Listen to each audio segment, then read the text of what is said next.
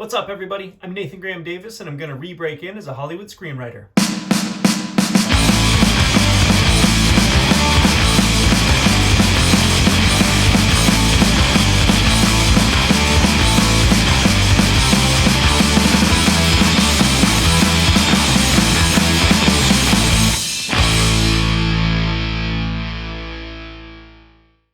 If you're just checking this out for the first time, Reentry is a series that is following me as I try and break back into Hollywood after being completely out of the game for several years. The idea was to write a spec script over 6 months or 26 weeks, and then interview industry pros along the way to get their advice. So I'm in week 5 right now, which means that I'm generating ideas. Sort of. Actually, just like a screenplay, Reentry started out as an idea. I knew that I wanted to break back into Hollywood, and I knew that to do that, I was going to need to write a brand new spec script. And the kind of obvious route to take would have been to write that script and then reach out to old friends in the business and say, hey, I know we haven't spoken in 6 years, but I've got this script, and would you mind sending it to your manager for me? And maybe a couple of them would have done that, but to me, that's kind of fucked up. I'm much more interested in connecting with old friends as friends and catching up about life and writing and the craft and the business. And I just realized that if I could somehow document that, it would create a writing resource that's unlike anything else out there. And so here we are. And just like a screenplay, I outlined the narrative structure of the whole thing. I knew that I'd be doing this over 26 weeks, and so I could kind of break it down like, oh, I'm going to be writing a draft at week 9. Who can I interview to have a great conversation about what a good first act looks like? And so I started doing a lot of that, but here I am in week 5, and I'm already deviating from the outline quite a bit, just like a screenplay. It actually started in week 1 with Jeff Willis as he pushed back on some of the questions I was asking him and encouraged me to lean into the idea of making this a more advanced resource for screenwriters. And then last week, I had just generated some 55 to 60 ideas, and I'm speaking with Malcolm Spellman, and he catches me off guard asking me to pitch him a couple. So I do, and he pushes back and says that I'm not passionate about any of those. And he was right. And so that helped me course correct a little bit. And then this week, I'm thinking that I'm just going to spend the whole week generating one-pagers based on those ideas that I came up with last week.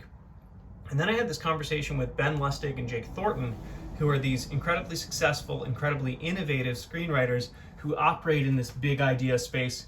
And I got some information on how they flesh out their ideas, and that really helped me accelerate things a bit. A lot, actually. So check it out. It is ultimately part of it all, and actually, listening to your first episode with Jeff, and I was very kind of a bit heartbroken about a project that had died, a casualty of COVID. And, basically, I was just reminded by listening to Jeff, like, stuff not getting made and projects dying is just part of the difficulty of getting a movie made. And I was like, oh yeah, I've forgotten that. Yeah. I mean, if you watched it, I guess you saw, like, I just kind of said the same thing. And it was, I was too naive to know that, right? And I just kind of got frustrated after 2 years of... I mean, I've been doing it for 6.5 years professionally, and I've forgotten that. Because you think everyone that you write is going to be the one, Right. And the reality is it's probably not.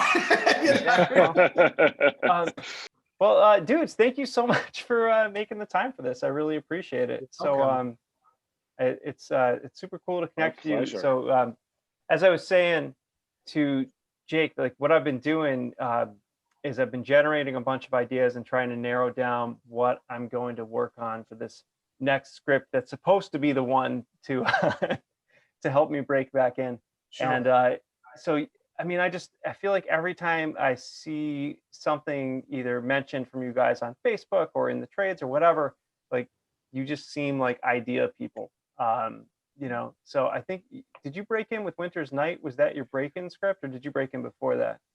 It was Winter's Night. It was Winter's Night. Yeah. Okay. So you're literally $1 million idea guys. Yeah, I mean, that was a nice experience. It was it was our first sale, and it was a forced studio bidding war, and we had a nice package. We had some awesome directors and a producer on board with it, and it was dream come true time. Yeah, for sure. It's crazy. Yeah, it was literally, I mean, it was one of those things. I think every writer, well, maybe not every writer, but me anyways, it was like the dream was, I'm going to sell a script for $1 million one day. You know, totally. It was like the mantra, one day I'm going to sell a script for $1 million. It feels like that never happens now too. It's certainly not unless somebody's really established, you know? Yeah, I mean, it's funny. There was a spec, I think, a couple of weeks ago that did it. But it's rare. It's super rare. I missed that one. Yeah, it was. I think it went to Legendary. Was it a new writer? Or? Well, we don't know if it was $1 million script sale. It said a 7-figure deal, and a lot of times that includes like all in figures. Right. But it does. Everybody knows that those numbers are a little, you know, inflated to make everything look nice. Yeah. But I mean, it's super. Yeah. But you know, the point is that you had that, and then since then, you've had a lot of like a string of really cool things happen based on your ideas, whether it's selling pitches, or I know that you guys, didn't you adapt like a comic at some point? And we did. Yeah. We did twice. We did it twice. We did it once for TV, and then the same and then the same property for film. That was story. But yeah, we did. We adapted a project called Thunder Agents. Yeah.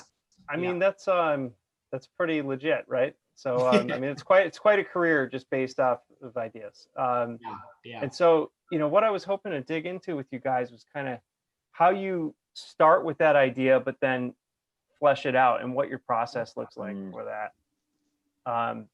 Because that's where I'm at right now, like trying to take my ideas and flesh them out into something that feels workable and exciting.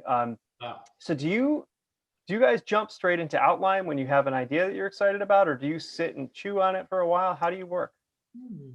I mean, I wouldn't say we ever jump straight into outline. I think we tend to crack as much of it, just throwing it back and forth between the two of us, at least down to like really understanding what the movie is going to be or what the show is going to be, what kind of a character we're wanting to deal with.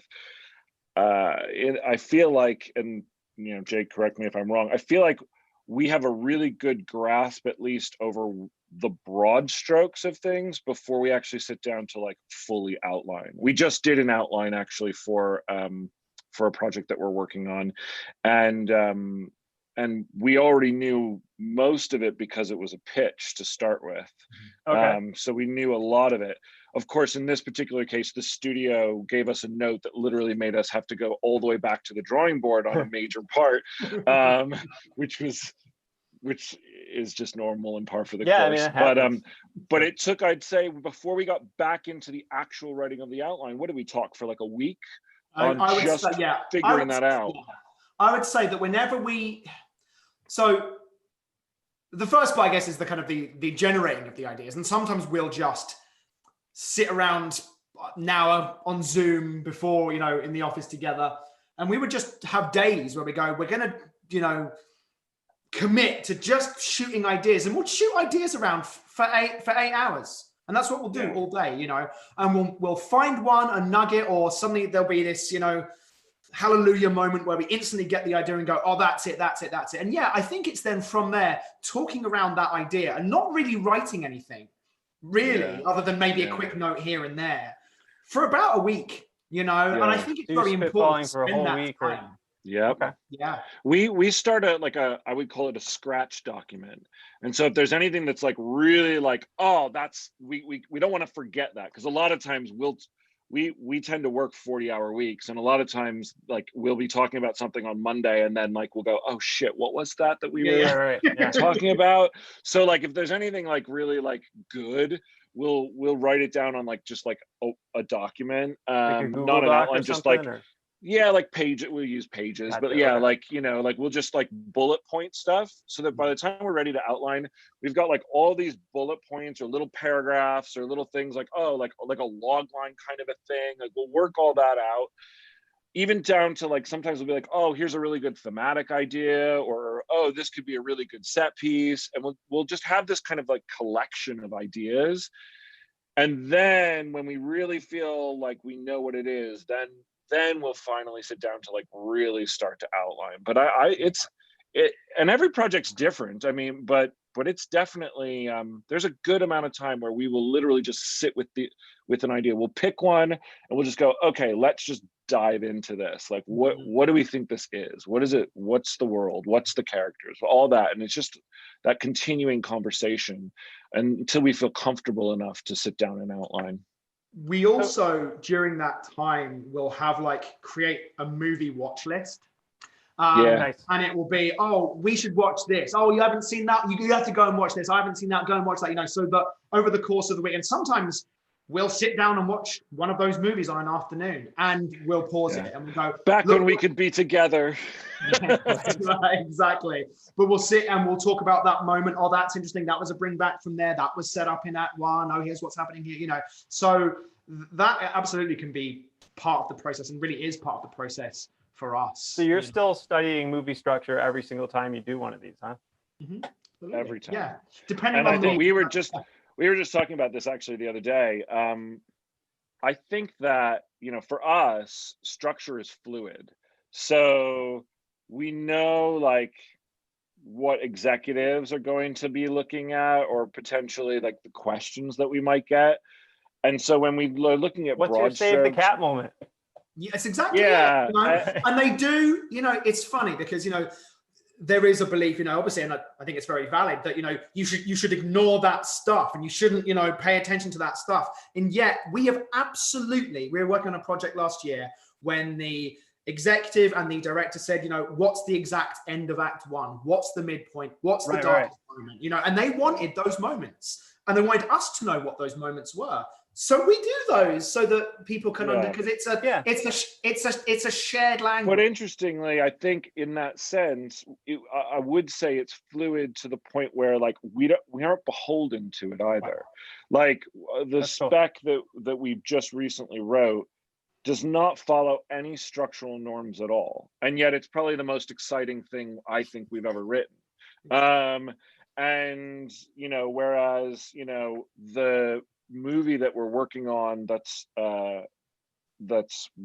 we sold earlier this year is very much structured in a 3-act sense. Yeah. In fact, it's for TV, so it's 8 acts, but they want to know, and they were very specific as to this is kind of when the end of Act 1 ends, and this is kind of when your midpoint is, and it needs to be in TV for this. For this one, it was like at the end of Act 4 is the midpoint of the movie, and we're like, okay, you know, so like they talk in that way.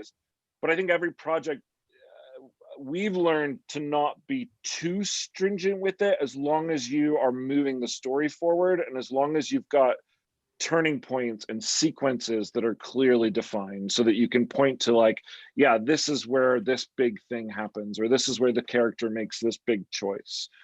You know, do you ever find that you have to kind of, after you've written something, back your way into those and say, okay, what is going to be our Act 1 plot point when somebody asks us about this? Yeah, I mean, sometimes, you know, I mean, like Ben was saying with this latest spec that we, you know, just in the process of hopefully selling, you know, we'd gone through a really interesting development process on it. We'd written one version of it where I think it probably did follow a bit more of a traditional structure, and then we just kind of got really, really, really fluid with it. But you know, if someone were to come and ask us, we could say something. But again, I think there comes a point when anybody who's reading it doesn't care about that anymore. Totally. Because it just is. That's what you want. Okay, and no one's asking those. I mean, the reality is, yes, could we bullshit our way through a 3-act structure of it? Sure.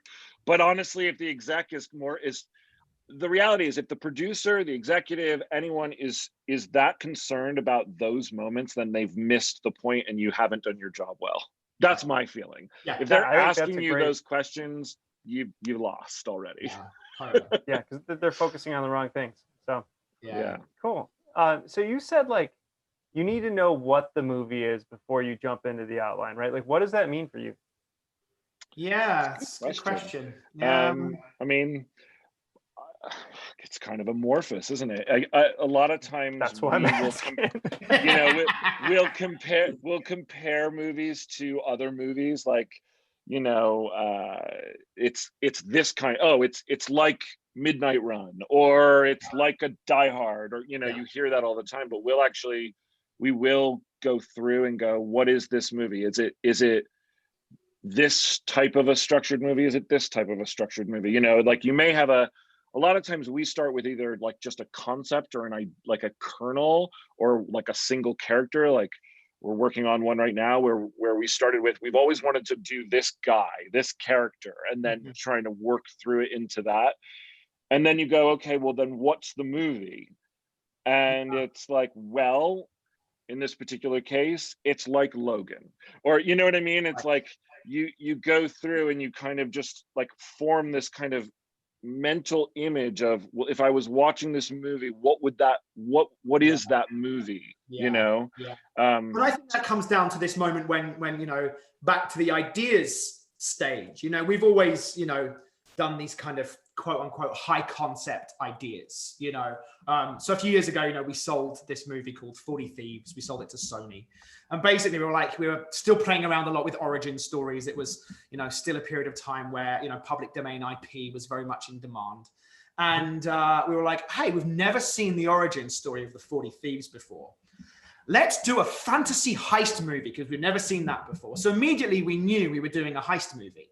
You know, okay, sure. And so we could look at, let's watch Ocean's 11, let's watch all the great heist movies, let's watch, you know, Italian Job, and watch all those things and follow that structure, and or, you know, follow it, you know, make note of that structure. What works? Why does it work? What things do you want from a movie like that? And then we began to just kind of play in that sandbox. Yeah. So, you know, in that sense, like we knew what the film was going to be from the inception of it. It was going to be this, it was going to be a heist movie, it was going to be a fantasy heist movie. We were going to set it in Alexandria. So we had, you know, a who, a what, a when, you know, and immediately from that point, we could then really just start to play. And that's when all the, you know, creative synapses start firing. You go, oh, wouldn't it be great if we have the chase sequence, but it's on camels this time? We've never seen that before. And, you know, or they're going to be climbing up the Tower of Alexandria. It's going to be like going through a multi-level puzzle. That's going to be really fun, you know? Yeah. And then once you've got those kind of major parts worked out, then you kind of begin to string them together a little bit. And then it starts to live and breathe a little more. I think there's an interesting kind of thing that happens where when you're deciding from your idea, okay, well, you know, sometimes the idea is what the movie is, and sometimes the idea is just a part, and then you kind of craft the movie around it. But there's a moment where you go, okay, it's, for example, it's a heist movie, and you can pick out the tropes that people expect in those movies. And I think a lot of times what we will do is we'll start with the tropes, and we'll go, okay, well, here's what we feel like is needed in a movie like this. And then we'll go, well, but maybe how do we do those tropes different? How can we give them the same trope that they're going to be expecting, but then flip it on its head? And so a lot of that conversation, you know, usually it's like, what is the movie? Well, okay, so it's Ocean's 11, but with the 40 Thieves. But we're not going to copy Ocean's 11, and yet we'll try and find the tropes that exist within Ocean's 11, so that it can feel familiar, and you know what a heist movie is, and I know what a heist movie is, and it's going to have all that fun. And that's part of that process as well, is figuring out like what that movie is, even cool. Before outlining. So that's exactly what I was just going to ask. So you guys watch this slate of movies, and you're actually taking notes and making lists of tropes and you know, structure and beats and stuff like that, and you're doing that all before you're even outlining. Yeah, definitely. It's all kind of like this week is feeding the creative well. It doesn't have to be a week, it could be a month, you know. Sure, yeah. However long you need, however long you want, until you feel that you're full, you know, of those worlds, you know. And that's the way I just view it, is it's, you know, and there's this essence, and like sometimes I feel like we're experiencing it on one of our ideas at the moment, where like we have this idea of this character, and we were sitting down and really trying to crack it, and we're just gone, it's not happening today, let's take a step back, let's do something else, let's do some other things, let's work on some other stuff, you know. And then that creative well has a chance to kind of get fed back up. You might go and watch a movie, you might read a book, a comic, whatever, you know. But I think feeding that and not pressure, you know, putting the pressure on yourself to have the idea is so important. But just that creative well is you know, it's so funny you say that, because, and I'm shooting myself in the foot completely by mentioning this on video right now, but I'm doing this in a really structured way, right? Like I'm trying to write this script in 6 months, and like have it, fully rewritten, polished and everything. And so it's, week 4, week 5, week 6, whatever. Right. And so I'm very aware that I'm putting a lot of pressure on myself that I probably normally wouldn't be, and that, normally it would be a lot more fluid, right? Like where there might be 3 weeks that don't really seem productive, but it's just allowing my brain and my subconscious to work. And then suddenly, boom, it goes.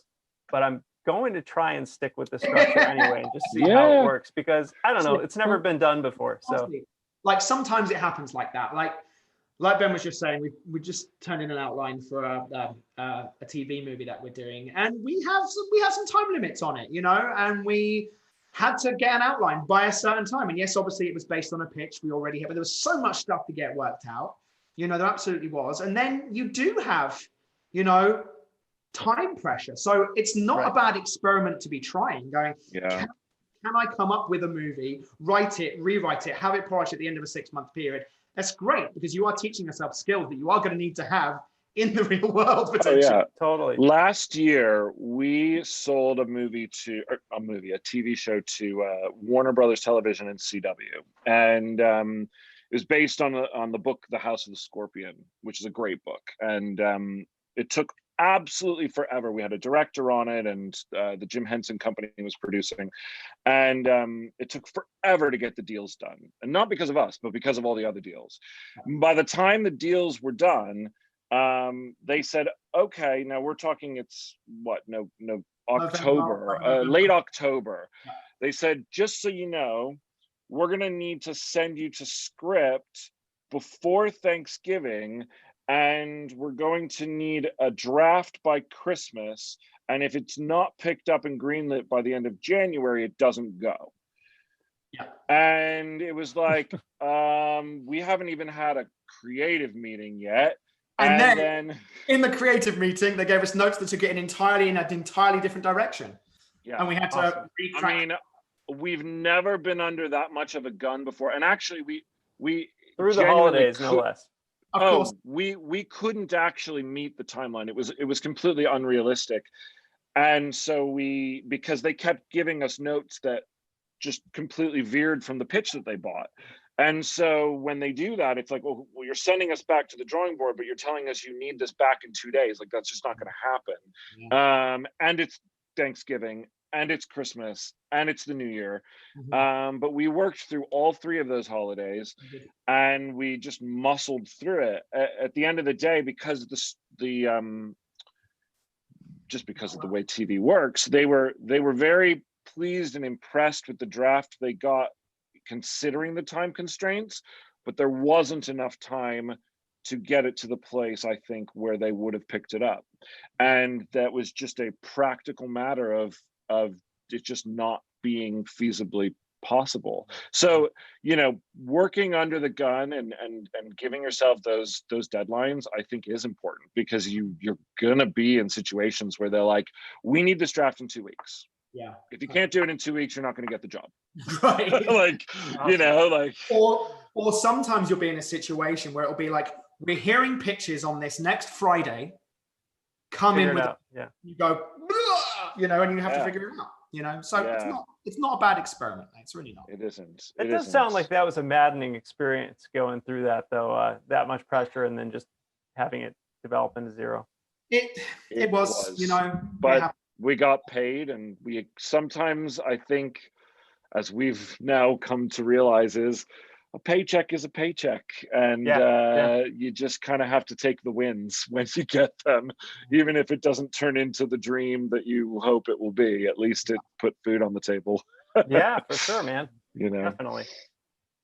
So when you guys are kind of digging into your bullet points and whatnot, and doing your scratch documents and just filling the wells, so to speak, do you have any sort of, have you noticed patterns in your process at all that have developed over the years, or is it different every time? Do you just kind of allow whatever comes to you to go into those documents, or do you find that you're focusing on characters first, or beats or plot points or settings?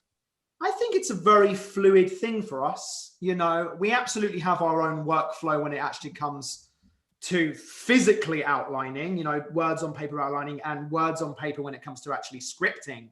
But again, I think during this kind of amorphous phase, let's explore the idea, you know, all those questions come up, you know, who is the character? What's their arc going to be? What's the theme we really want to explore of this? Why is this an important story to tell now?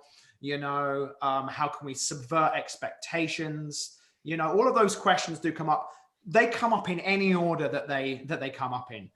We don't have any kind of strict, because again, like I think during this time, you shouldn't be being strict with yourself. I mean, obviously, have a time limit. Say, hey, by the end of this 3 weeks, I want to have 3 ideas that are great and have a, you know, page outline on all 3 of them. I'll choose one. You know, that's great. But I think just, you know, allowing yourself to, again, every person's creative process is so uniquely them. Me and Ben have been working for 12 years now, and it evolves and develops all the time. And it's great to experience that, you know, like you're never tied into one set of rules. You don't work for a company, you know, where it has to be a certain way. You know, you're a self-employed writer that allows you to can come up with and develop your ideas in whatever way works for you, you know. So there isn't any particular thing I could say, we always do this and we do it in this order, you know. It just kind of comes the way it comes, you know. Yeah. I mean, my experience has been the same. I was just curious if you know, over the years you had developed any sort of process that you've noticed those patterns in, but it's good to hear that that's completely normal. So I mean, there are definitely certain things I would say that we always do talk about, especially before we get too far in. You know, one of the things that we've been really cognizant of is, do we think there's a place for this on the marketplace? Can this sell? In recent times, a lot of it's been about budget. I mean, we'll have those conversations before we ever start outlining. Even if we love the idea, we'll go, is there a way to do this movie for sub 50 and be able to sell it to a streamer? Because if it's not based on a big IP, we can't write a $200 million movie anymore. Like, it's not going to sell.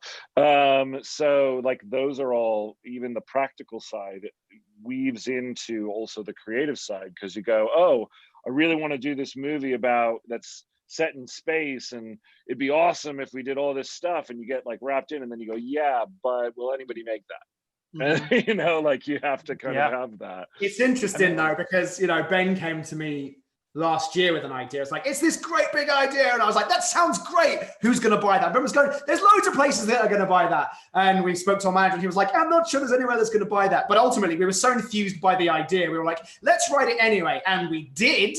And now exciting things are happening with it, you know? So, yeah.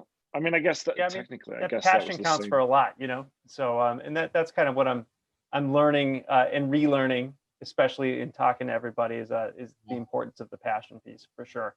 Actually, I'm really curious, you know, on what your read is on what is marketable these days. I mean, because I feel like I'm getting some of the same answers, but also quite a few different ones. So, you know, and that goes right along with that old adage of no one knows anything. But no one. Now knows that I've set anything. you up for that, what do you think? I mean, again, it's what's marketable at what budget, you know. And again, it comes back to that question. You know, is a $10 million movie, you know, drama marketable? Well, yeah, it might be. You know, is a $15 million thriller marketable? Yeah, it might be. You know, me and Ben tend to write in these larger budget places. We just have. Right. It's been where most of our ideas have been. And yet, you know, over this past year, we've been writing this kind of single location movie. It's not a single location like a room. It's a bigger structure, you know. But it absolutely came down to the question of, you know, is even that. But the idea for that particular one was so big and bold, and it would be considered high concept. You know, the plot circumstance is the most interesting part of the movie. You know, that definition of high concept. You know, and I think if, you know, those can be marketable at all kinds of ranges and all kinds of budgets, you know, but it is a difficult question, you know. It is. I mean, right, the business is in a very strange place right now, and, you know, just having a script in the market right now, you know, one of the things that you just have to take into consideration is almost nothing is selling without a package. Right. So Sure. you know, like from a market standpoint, it's like you either have an IP that you've optioned that people are going to get excited about, which is very difficult and good luck, or you've managed to convince some form of big talent to come on board, whether it be your producer, actor, director. And as we're discovering right now in the COVID era, you need all three. Really? No kidding. So currently, everything obviously is about streamers. Right. There is no theatrical at the moment. Theaters aren't a thing right now. They're not open. And so that's where a lot of people are looking. So you got to think about what kind of movies they're making. Now, thankfully, places are making bigger and bigger and bolder movies for those things. So that's great. Right. But then, you look at places like Netflix that, used to take a lot of risks. Now they're only buying big packages with big stars and big directors and famous writers, and it's like, so it's a challenging market. I mean, it always has been, but there was, I think, when we broke in with Winter's Night, I feel like, and we had a package on ours, but we knew there were other specs that were frequently you'd see selling that they just had a producer on it. An agency took it out, it had a producer, and studio picked it up, and then they figure they packaged the rest afterwards. I mean, this is the first time that we've literally gone out with what should have been a slam dunk, even with the elements that we had on it. And this places still wanted more. They're like, we love the script, we love the attachments, but we need one extra element. And you're like, seriously? So I think that it's constantly changing and evolving, but people right now are really hesitant to take any risks whatsoever, and they don't want to do any work. They just want a movie that can be made, shot, sold, made.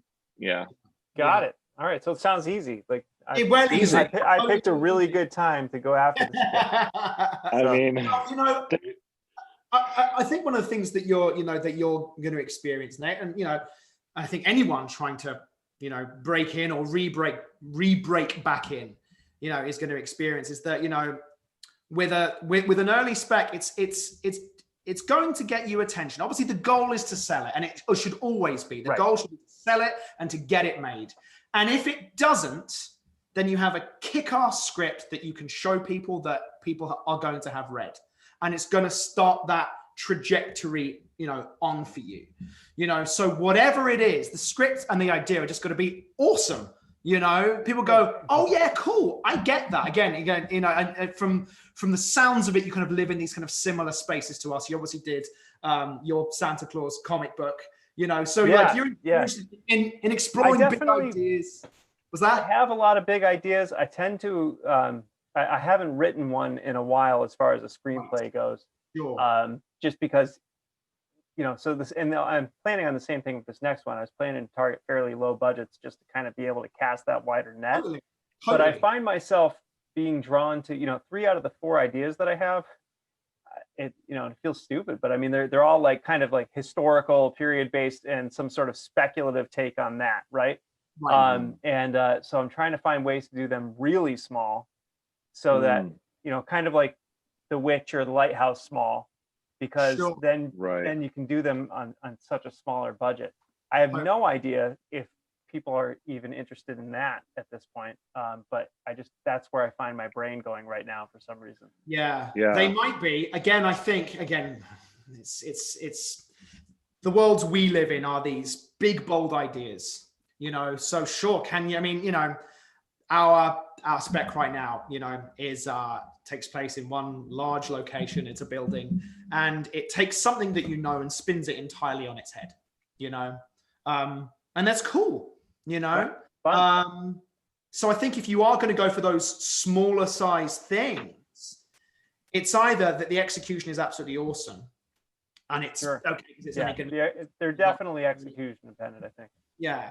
But you kind of these really cool big ideas that you perhaps to explore in a small space, you know? Yeah, I mean, like, you know, so like one, I've kind of got this idea of just this guy tracking down this sorcerer in this stone cottage in the middle of the woods and convincing him to become his apprentice.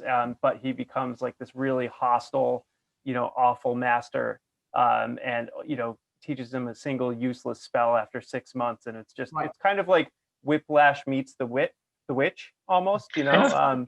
And like, That's cool. and that's one that I've been playing with that I'm pretty interested in, because I feel like I can do a lot of interesting things in that space that feel big, but that are really small, you know?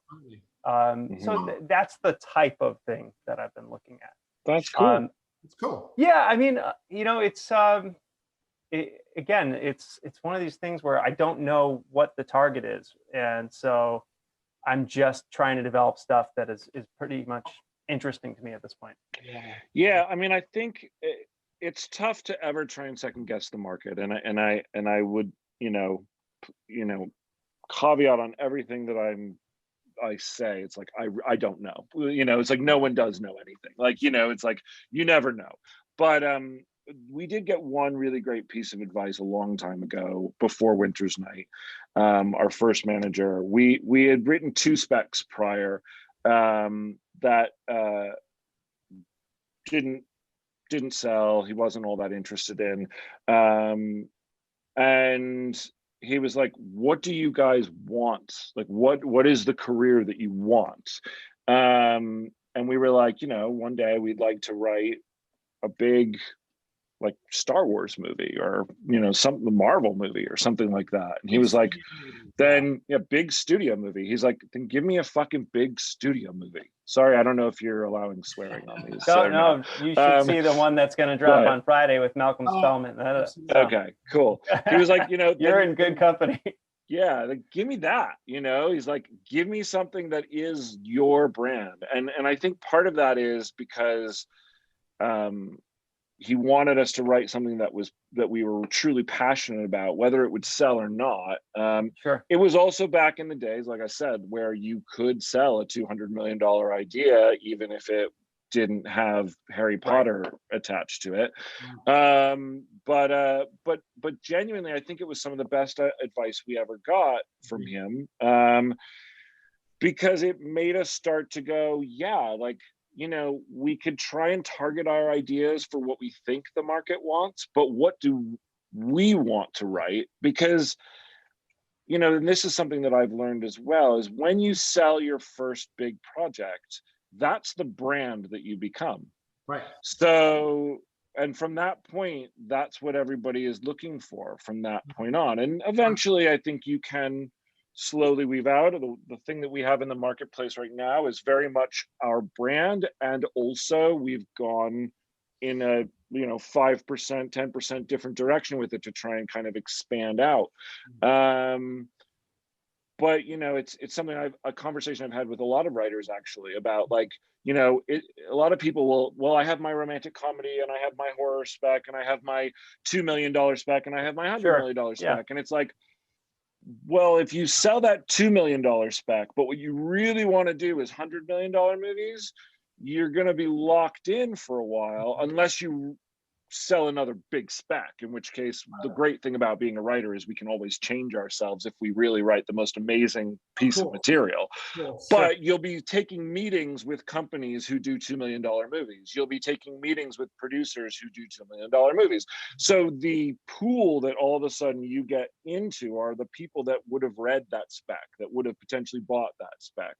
And so your career starts to go in that direction. I mean, I feel like we were very fortunate because of Winter's Night, and it became a Quadrant Studio movie. The meetings that we got afterwards, the opportunities that started to present themselves afterwards, were all with those types of people and in those spaces. And so we were able to continue to work in the studio world instead of the indie world. And then we were able to sell 2 more big studio pitches, because we'd already proved that we could write a big studio movie. You know, we did 2 to the same studio within like a year afterwards. Yeah, that's amazing. That's I mean, what we so that decided gave that you a we- lot of momentum. You know, so you know, it's really worth thinking about. And I know people don't like to think about, you know, writers have brands. I know, you know, Bob was on the other week and he was saying, like, what's my brand? And I think that's great. You know, for us though, you know, we get sent open writing assignments. We get sent books to read. And the reason that we get sent those things is because we are branded as those writers. Yeah. Yeah. I've landed in this place where I definitely am targeting a brand, but I'm trying to make it less about the specific genre and more about that kind of ethereal, like, what is the movie type thing, you know, right? So like I want to write things that feel like grounded, but with a sci-fi or speculative element, you know, and I like playing in that space a lot. And whether it's a thriller or a drama or an action movie, somewhere in there. And I broke in the first time with an action thriller, which was basically Die Hard on a Bridge. And I really loved that script. But after I broke in with that, you know, I had a lot of trouble talking about ideas that had any speculative element, which honestly, like, I really love sci-fi. I really love fantasy. And it was challenging to have those conversations, even though I was taking meetings at DreamWorks and New Line and Relativity, you know, and it was just, but everybody wanted to talk about your straight, like, you know, what's the next, you know, cop or war hero movie that you can do? It's so funny because we just had a conversation with our manager. So we're in the process right now of cracking a new idea and figuring out what our next thing is. And we just pitched our manager an idea that a producer was very excited about. And we were like, oh, you know, like, maybe this is the thing.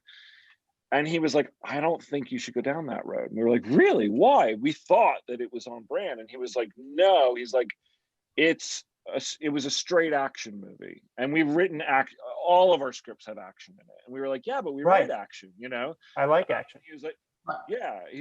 And he's like, no. This is like your straight down the middle action movie. He's like, you guys, a Ben and Jake script tends to have more world building in it. It's not, there's some form of, whether it's fantasy or sci-fi or a 5%, you know, gearing off into, oh, there's something different here, or a sense of fun. He's like, you guys aren't the, you know, you don't write Taken. You don't write, totally, you know? Exactly. And we were like, yeah, you know, we love those movies. And he's like, look, I'm not saying that you couldn't do that movie, but if you want to, like, try and do something that's going to continue to push the momentum forward off of what you've just done, then we need to kind of give it something else. So then he's like, if you love this idea, what's the 5% spin that you could put on it that makes it a Ben and Jake script? Yes, and it was a really interesting thing to go, okay, like, and he's like, you know, there's nothing wrong with that. And I completely agree. But it is the truth that you do, like, you over time, and for us now it's been 6.5 years, there's an expectation of what a Nate script is going to be. And then when you go in on generals, it'll be you know, like, what's the next Nate idea? And so there's a sense of just kind of being somewhat aware of that, or just being okay with whatever it might be. I have one friend who basically is like, I don't really like, whatever sells, that'll be what I do, you know, and that's okay, you know, but just like being kind of aware that tends to be the way people think. And I think it's a bit pigeonholing, and I think that people, you know, like, I don't even know if that's a word, pigeonholing.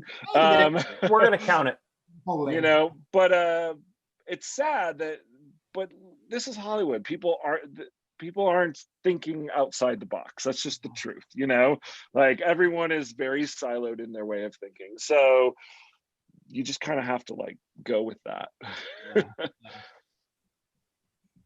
All right. So now I'm like, do I really want to write this $2 million, you know, it's probably not 2, but maybe 5 or 10 or something, and box myself into these low budget ideas? I don't know. You know, it's fun. Again, piggybacking on what I was saying and what, you know, our old manager said. You know, I used to work at the Apple store in Beverly Hills, the Beverly Center, before I broke in. And we'd often get writers in. I'd say, oh, what do you do? I'm a screenwriter. I'd say, oh, I'm trying to break in as a screenwriter at the moment. What would your one piece of advice be? And I asked it to everybody, and they always said, write what you love. And you hear it a lot, but what does that really mean? For me, it means I love sci-fi, I love fantasy, I love genre, I love all those things. Like you're saying, I like, normal world stuff plus something else that's weird that's going on. I love that stuff. I eat that up. I love watching that on TV. I love watching those in movies. I tried writing something else. I tried writing a little drama. I didn't really love it, and I think that came across in the writing, So fundamentally, whatever you choose, and maybe it is the $2 to $10 million story of the guy who's going to the house and it's the reimagining of the Sorcerer's Apprentice, whatever it is, maybe it is that. And if that is, that's great. And maybe it's not. I think you have to be really honest with yourself about what that really is and what's going to see you through the process, and stop thinking about the sale. And I know it's very hard. I know it's very, very, very hard, because that's obviously what we want. We want to become artists who get paid for what we do, but ultimately, I think it's like that passion will read in a script. You'll be excited about it. It'll be the best thing you've ever written because you love it, Yeah. I think there's a combination though. Not to fully disagree, because I think you're absolutely right, Jake. And yet also I think, and we've done it and we did it recently, where you go, I want to still play in this space and I love this idea, but how can we make it smaller? Sure. And there is a certain, and I'm not saying like, we don't write $2 million movies. It's just, that's not what we do. And sure. There is a difference between, a tiny little indie movie that gets financed through foreign money and a studio movie. And a studio movie can still be a $30 million movie. You don't have to like write a $200 million movie Right. to still be playing in the studio space. But it was a conscious decision as well to go, this idea could be huge, or we could make it smaller, because right now in the marketplace, it's probably going to be easier to sell it at a 60, 40 to 60 range. And I think that from a branding standpoint, it's still 100% on brands. So we would still be taking meetings with all the same executives, but it's not going to be prohibitive of a sale because there's no underlying IP. Sure. And then the other thing is that, as I'm trying to break back in, I'm unrepped at this point, right? So I feel like I need something that feels saleable to gain that rep again, Yeah, I think that's right. I don't know. I think ultimately, reason... I think just having an awesome script is the best way to do it. Yes, absolutely. You do need to be cognizant of budgetary things. Would we go and write an enormous war epic, right now history, science fiction, war epic, Star Wars thing? No, I don't think we would. I think we would find, if we were going to want to explore some kind of movie like that, we'd find the smaller version of that. Or we'd pitch it. Or we'd pitch it. For now, until theaters become a big thing again in 3 or 4 years, and suddenly everybody wants that, right? So yeah, totally. Yeah. I think getting reps though, like you can impress a rep with a script that just shows you're an amazing writer if they think that you can sell you. The end of the day, you can't blame an agent or a manager for wanting to make money, right? Like sure. That's their job, is to, yes, it's to make you money, but really it's to make them money and to make their families money and make their company money. So if they read a spec by you and they go, okay, I don't know that this can sell, but this guy can really write, and the way in which he writes, I can sell that type of writing, then you could totally still land a rep that way. Better to be able to go to them and say, hey, this is a script that we could sell tomorrow, because that's like throw some chum in the water and get them hungry, We'll just do both, Nate. Yeah. All right, so I'll do both. Either way. Now you're making it sound easy again, so that's good. I appreciate it. backslash in Earpod there. Cool. Awesome. Yeah, guys. Well, I mean, this is kind of the stuff that I was looking for, so I really appreciate it. I mean, it's cool to get an idea into your process, and you know, just because you happen to have all these good ideas. Any other thoughts on, you know, just kind of idea generation and kind of moving from that concept to outline? Anything else that I could take away with me there? You know, we always, you know, sometimes in our idea generation sessions, we'll just be kind of going, what kind of movies do we like? You know, or name a movie that you really liked. So Ben loves the movie No Escape. He loves it. Old movie. And we've been talking for years about trying to find a way. Not sure if you know the movie No Escape. Ben, pitch the movie No Escape. What's the movie No Escape? Ray Liotta on an island with prisoners. Right. And so we've been trying to find a way to do No Escape, but not No Escape. Like, what are the different versions of No Escape? What's the Ben and Jake version of No Escape? You know, so we talk about that, you know, and we talk about that maybe every few months. You know, I don't know why, it just keeps coming up. I think we're a company tomorrow, and that's on the list of the ideas that we're going to talk to them about. You know, there was a hot script out along those lines. It was like that, but with aliens. I wanted to say it was called Uprising or something, maybe 7 or 8 years ago. Do you ever see that? Interesting. Yeah, it was really good. So it was a fun one. Yeah. But so sometimes, I mean, there's room for something like that, I think. We'll see. But I do think, like starting with a like.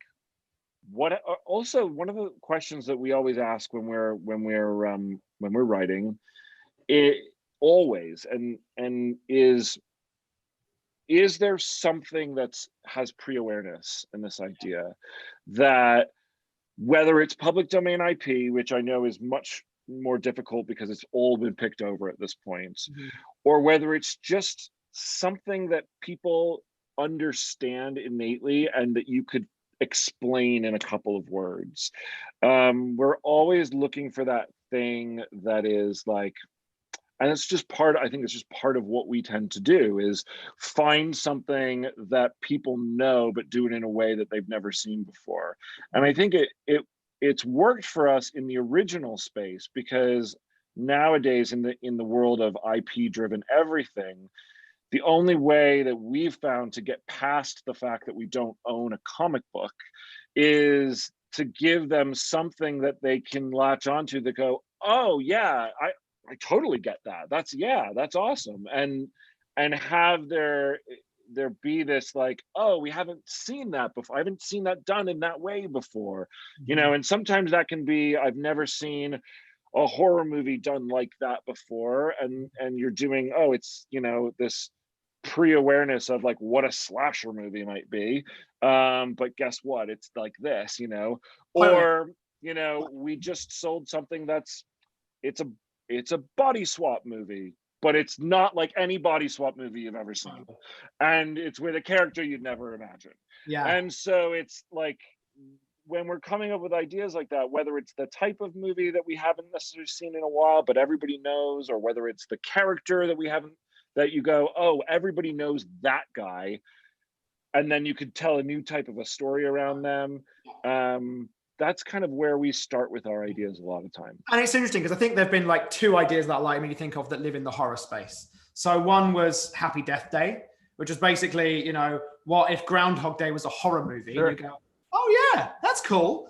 And then just saw the trailer for Freaky a couple of weeks ago.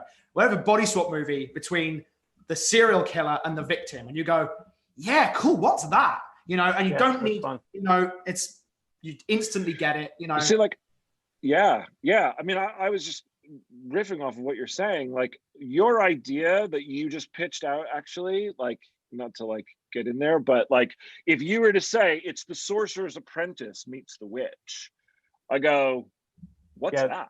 Yeah, that's cool. Yeah, it's the sword. I know what the Sorcerer's Apprentice is. You know, I go with that one. I'm totally stealing it. I mean, it's your idea. That's what I thought you were pitching. I'm glad you think so. I'm gonna go with that story. Totally. honestly, when you pitched it, I thought that's what your thing was. Like, oh, he's doing a weird. No, it totally is. Like, it's definitely got some of that feel to it for sure. And it was certainly something that went through my mind. Yeah, and that doesn't have to be a $2 million movie. That's scalable. So you could write, like, forget budget for a moment and just go like, I mean, if that's the one that you go with, you go, that's a high concept idea. I've never seen that before. And people will understand that if I say it's the Sorcerer's Apprentice but meets the Witch. So it's going to have more fantasy, but it's still grounded. It's not necessarily full horror. It's fun. It's magical, and I go, oh, I'm starting to see what that might be. And I go, oh, okay, I want to know more. Tell me more. Tell me more. And that's like when that's it, Yeah. And I know that we're talking in kind of like, it's this meets this. I know that's kind of a old, tried and trusted kind of Hollywood thing, but there's a reason. It's useful, right? It works. It's totally useful, except I wrote an action comedy once that I pitched as The Terminator meets Knocked Up. And I was querying on it. And that was actually the first, I'd say, professional quality script that I wrote. It's a pretty good one, but just not with my brand at this point, So I was querying on it. And I found out through the grapevine, because I still had some friends that were pro writers back then, that a manager I queried was joking about it over beers because it was such a bad query. Like, The Terminator meets Knocked Up. He's like, you won't believe what I got today. Like, he's like, I know that writer. At some point, that manager might have been joking about it, going, so I got this thing, it's The Terminator meets Knocked Up, and someone goes, oh, that sounds cool. What's that? Someone was talking about it, Yeah. I mean, I think if you're ever going to pitch using comps, you do need to be careful that it doesn't make someone like, unless it's a comedy, in which case you want to make them laugh. Yeah. But like we've had ones where we've done a mashup and had our manager go, don't use that movie.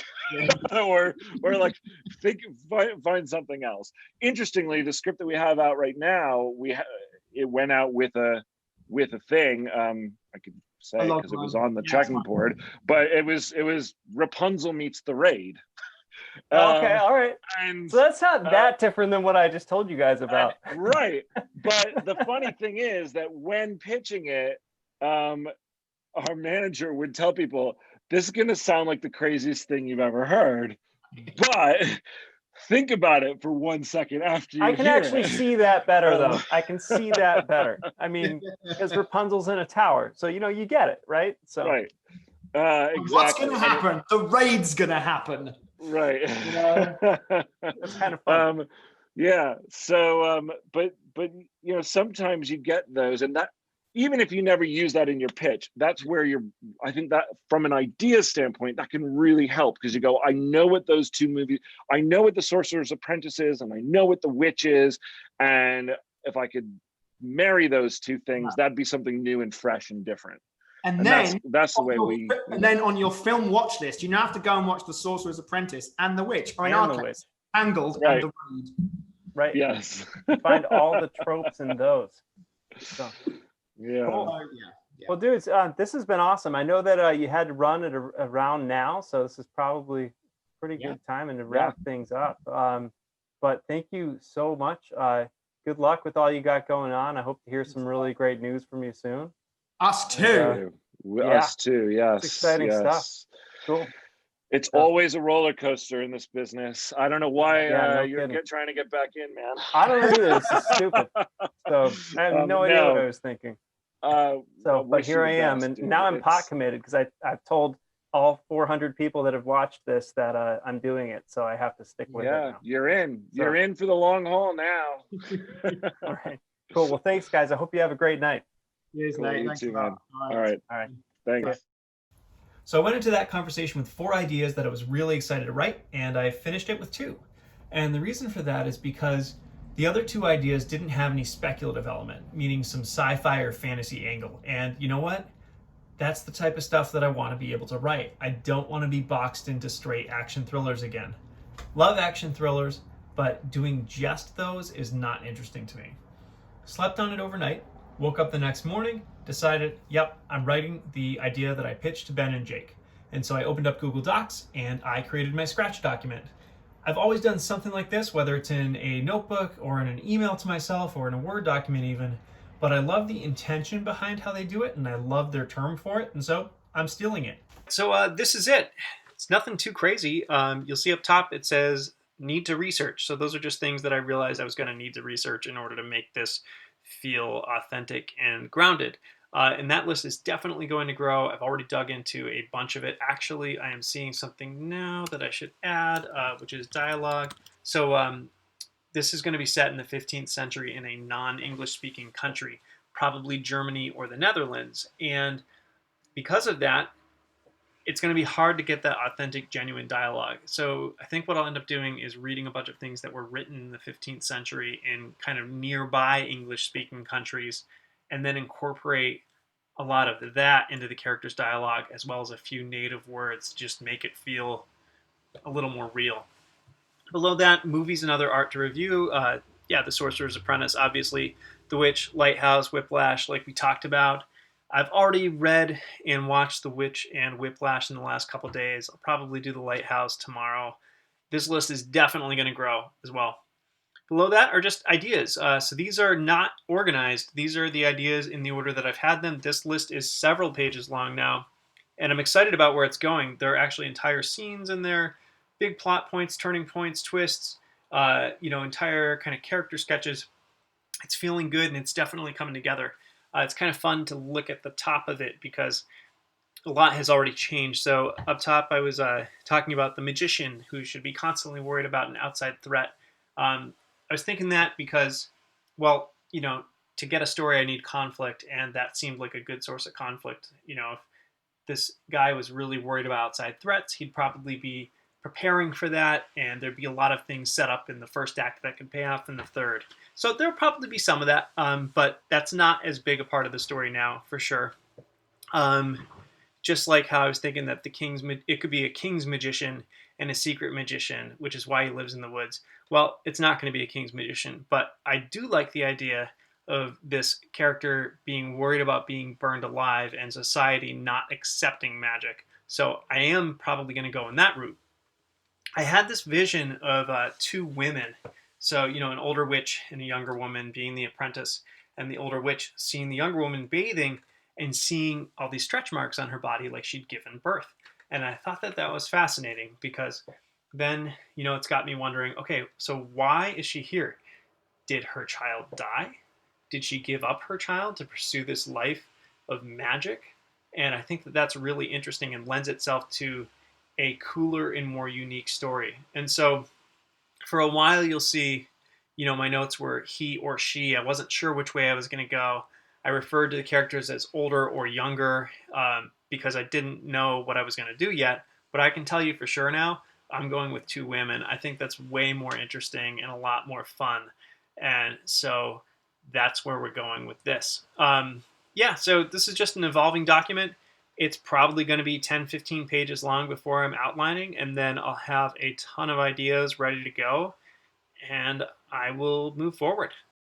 So watching movies and reading screenplays and working on the scratch document, the whole thing is just coming together quickly. I'm not outlining yet, but I can feel that I'm getting close, and that's awesome because I'm going to need that extra time to put some work into research. I want this to feel grounded, and that just requires a lot of effort. So I bought a bunch of books on, magic in the Middle Ages and ancient rites and black magic and daily life in the Dark Ages. And you know what? I've got more on the way, but that's okay because I'm kind of an information junkie, and geeking out on a new subject like this is just part of the fun for me. So here we go. I am diving in. Also, I got to admit, I was a little on the fence about putting it out there what I'm working on. I mean, you all now know that I am working on something like The Sorcerer's Apprentice meets The Witch with a Whiplash angle. And I don't really believe that idea theft is a problem, but it still feels a little risky and vulnerable to have this out there like that. But it also lets me be super transparent about the entire writing process and, show you how I'm writing a certain scene, or show you somebody coming in and giving me notes on camera. And there's just nothing out there like that. So it's kind of cool, and I'm excited by it, and I'm just diving right in.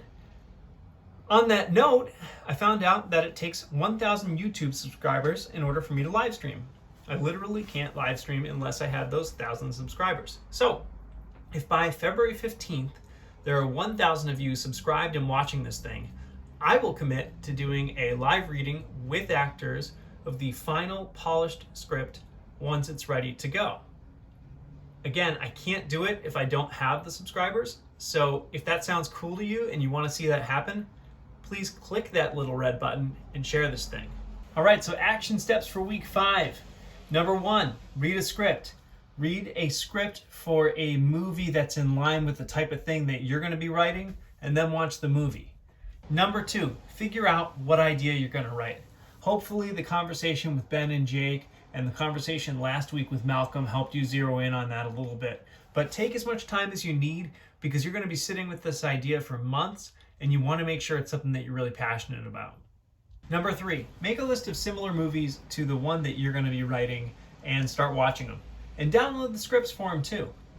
Number 4, go to your local used bookstore, go on Amazon, go to your library. I don't care where you go, but gather some books and resources together so that you can lend some really authentic detail to whatever it is that you're going to be writing. Number 5, start your scratch document. I've been using Google Docs for this. I find it works really well because I can use my laptop, or I can just take down ideas on my phone whenever they occur to me.